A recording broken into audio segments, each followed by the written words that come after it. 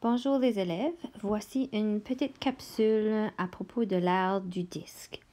Donc dans le premier rectangle que nous avons ici, on a un disque qui est dessiné avec la circonférence orange et on va avoir un centre O.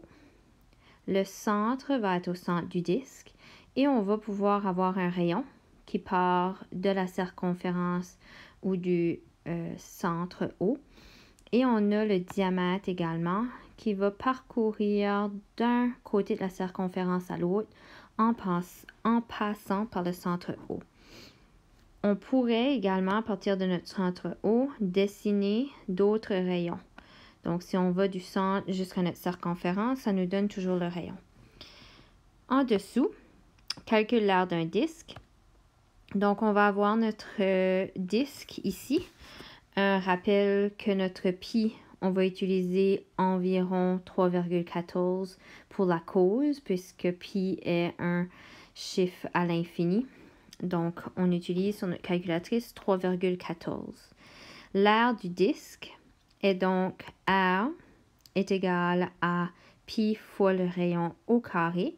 Ici, c'est important de faire notre rayon au carré qui veut dire rayon fois le rayon et non pas 2 fois le rayon. Calcul du rayon du disque. Donc, pour trouver un rayon, si nous avons l'aire, en d'autres mots, on peut utiliser cette formule ici qui va être le rayon est égal à l'aire de notre disque divisé par 3,14, donc par pi, et on va faire la racine carrée de cette réponse-là. Je vais tout à l'heure démontrer cette formule ici au crayon. Si on va voir l'exemple à la droite, donc calcule la surface de l'aire d'un disque de 5 cm de rayon. On commence toujours par écrire notre formule qui est R est égal à pi fois le rayon carré. Par la suite, ici, ça démontre qu'on peut prendre le rayon au carré et l'écrire sous sa forme rayon fois rayon. Peut-être que c'est plus simple, donc vous pouvez le faire, parce que c'est certain, si on utilise rayon au carré, on doit quand même suivre l'ordre des opérations et faire notre exposant avant d'aller faire notre multiplication.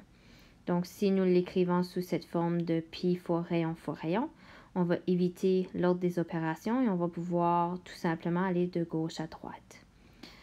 On indique 3,14 fois 5 fois 5 et ça nous donne une aire approximative puisqu'on n'oublie pas qu'on a utilisé notre 3,14 au lieu de notre pi au complet.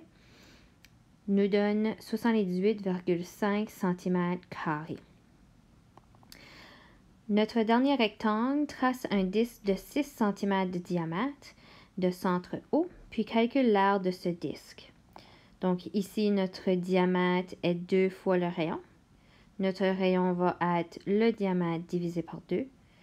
Donc, puisque notre diamètre est 6, on le divise par 2, ça nous donne un rayon de 3. On écrit notre formule. R est égal à pi r au carré. Ici, on a remplacé notre rayon par 3. On a pi fois 3 fois 3, qui nous donne approximativement 3,14 multiplié par 9, et une aire approximative de 28,26 cm².